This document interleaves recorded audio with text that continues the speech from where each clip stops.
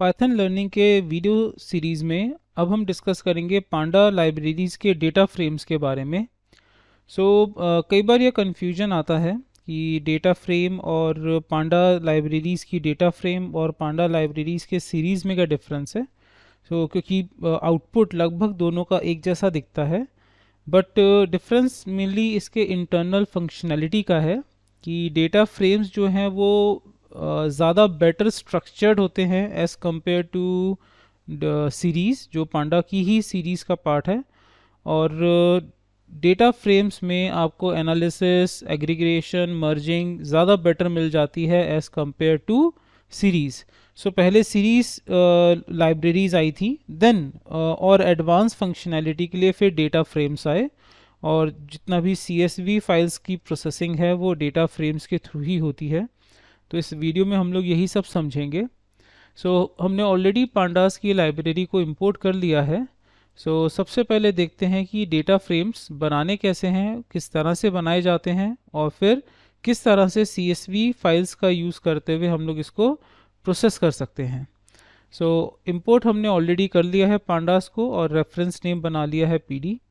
अब हम एक डेटा सीरीज़ बनाएंगे। एक डेटा हमने लिया, और जैसा कि हमने प्रीवियस वीडियो लेक्चर सीरीज़ में देखा था, सेम यहाँ पे भी वही पैटर्न यूज़ होगा।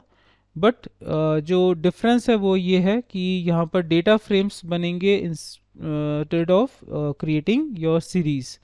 सेम हमने एग्जांपल ले लिया है, हमने ले लिया है एक वीकडे ले लिया, मंडे, और उस पर इनिशलाइज करवा लिया कुछ वैल्यूज़।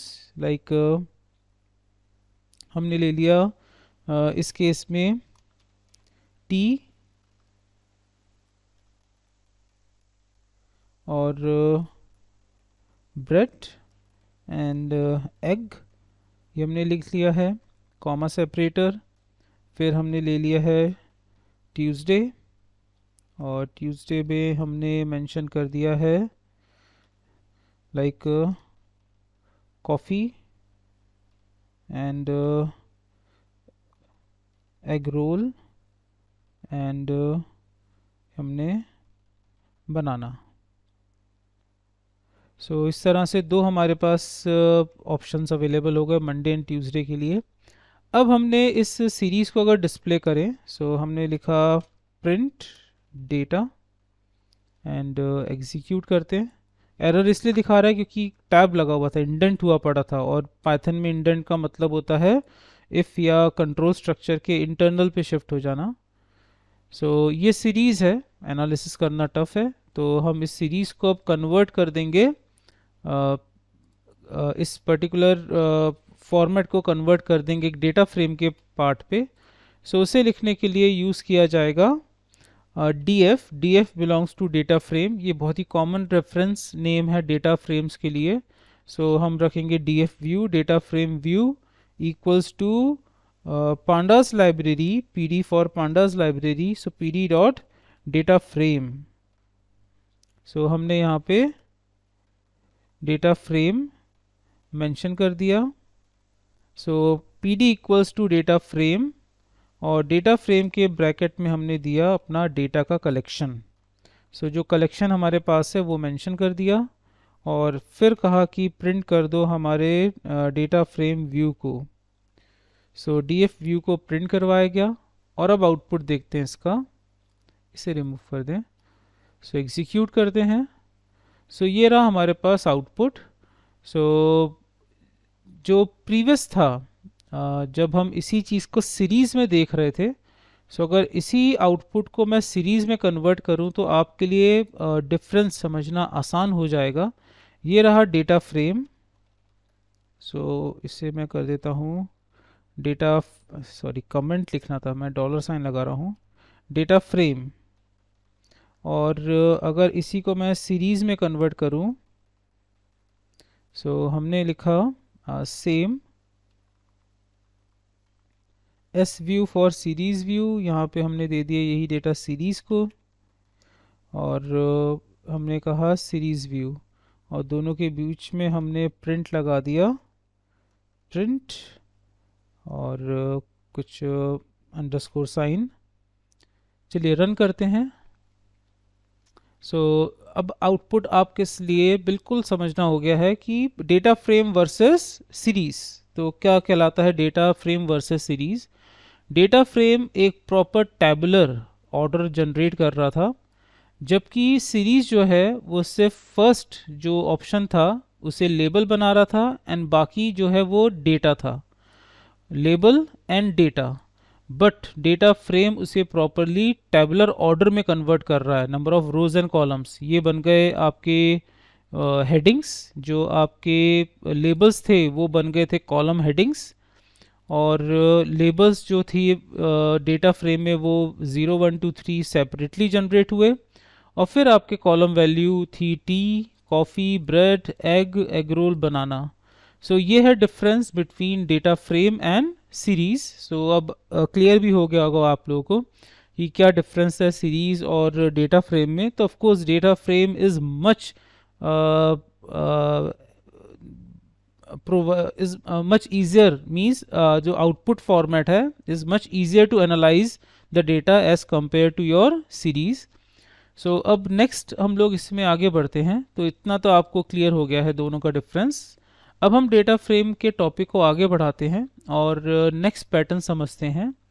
सो अगर हमने यहाँ पे मेंशन किया like my view, DF view, data frame view, और ब्रैकेट में हमने मेंशन कर दिया लाइक 0, तो इससे क्या आउटपुट निकलेगा? क्योंकि सीरीज़ के केस में तो निकल रहे थे, बट इसमें देखते हैं आउटपुट क्या आएगा। सो यहाँ पर जनरेट होगा एक्सेप्शन, क्योंकि हम इतनी आसानी से नहीं लिख सकते हैं, हमें लिखना पड़ेगा .loc means location. DF view का लोकेशन 0th पे कौन है?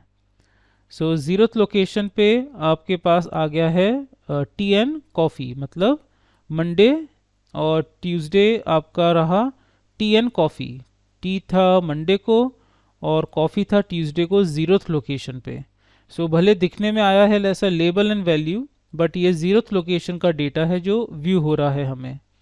अगर हम मेंशन करते हैं 0 से लेके 2 तक का डेटा, मतलब 0 एंड 1 को व्यू करवाए, सो ऐसे में हमारे पास आउटपुट अब प्रॉपर टैबुलर ग्रिड में आया है। सो मंडे एंड ट्यूसडे, सो हमें 0 से 2 तक का ऑर्डर ही मिला है।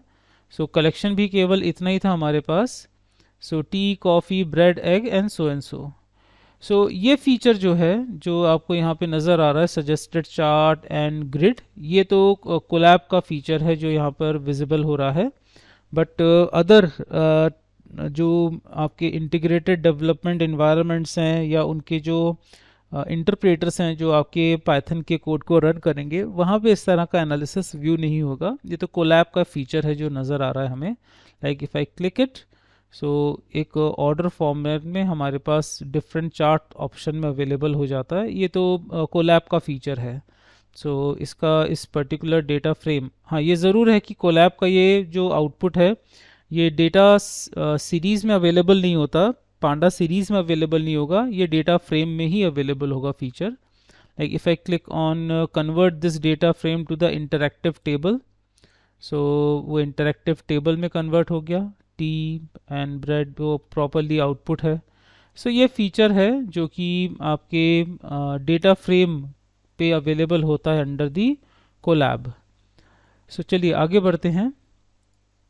नेक्स्ट हम एग्जांपल देखते हैं। अब नेक्स्ट पैटर्न जो लेते हैं वो है हमारे पास इंडेक्सेस को लेकर, कि जैसा कि सीरीज़ में भी आपने देखा था कि आप लेबल्स प्रोवाइड करवा सकते थे इंस्टेड ऑफ 0 1 एंड 2। तो अब हम सेम पैटर्न यूज़ करेंगे। तो हमने इसे कॉपी किया और दोबारा इस डेटा फ्रेम को जनरेट करेंगे, बट विद इंडेक्स। सो हमने मेंशन किया इंडेक्स इक्वल्स टू, और हमने यहाँ पे लिख दिया है ब्रैकेट में रो 1, रो 2 एंड रो 3। रो 1 एंड यहाँ पे लिख दिया है रो 2 एंड रो 3। सो अब क्योंकि सॉरी रो 3 लिखना था, गलती से टैब प्रेस हो गया, रो 3। सो ये रोज़ को रिप्रेजेंट कर रहा है। फिर हम लोग इसको चाहें तो रीनेम कर सकते हैं, आइटम 1, आइटम 2, आइटम 3। चलिए रन करते हैं। सो रो 1 में है टी कॉफ़ी, रो 2 में है ब्रेड एंड एग रोल, रो 3 में है एग एंड पराठा, तो इस तरह से कन्वर्ट हो रहा है। अगर हम यहाँ पे लिख देते ब्रेकफास्ट लंच एंड डिनर, तो वो भी एक किस्म से एक इंफॉर्मेशन ही बन जाता। सो मंडे ब्रेकफास्ट में टी है, जो लंच है उसमें ब्रेड है, जो डिनर है उसमें एग है। तो एक इस तरह से भी कंट्रास्ट इजीली जनरेट हो सकता है। लाइक अगर हम यहाँ पे मेंशन करें, सो अगेन कॉपी किया, सो हमने लिख दिया यहाँ पे ब्रेकफास्ट लंच एंड डिनर, और अगर रन करें सो इसी तरह से हमारे पास जनरेट हो जाएगा। और फिर हम चाहें तो यहाँ पे और भी मेंशन कर सकते हैं that data frame view dot locate lunch, ये लंच का क्या स्टेटस है। सो इंस्टेड ऑफ राइटिंग 0 1 2, क्योंकि हमने लेबल्स दे दिए हैं, इंडेक्सेस को नेमिंग दे दिया है, सो वही नेमिंग के बेसिस पे हम आउटपुट्स इजीली जनरेट कर सकते हैं। सो ये नेम्ड इंडेक्सेस का टॉपिक हुआ, किस तरह से हम लेबलिंग को प्रॉपर वे से प्रोवाइड करवा सकते हैं और फिर एक्सेस कर सकते हैं। सो ये था पहला पार्ट डेटा फ्रेम्स के बारे में। अब नेक्स्ट सेक्शन में हम लोग डिस्कस करेंगे CSV file and data frames के बारे में। जो कॉमा सेपरेटेड वैल्यू है उसे कैसे रीड करना है और कैसे कॉमा सेपरेटेड वैल्यूज़ को हम डेटा फ्रेम्स में कन्वर्ट कर सकते हैं।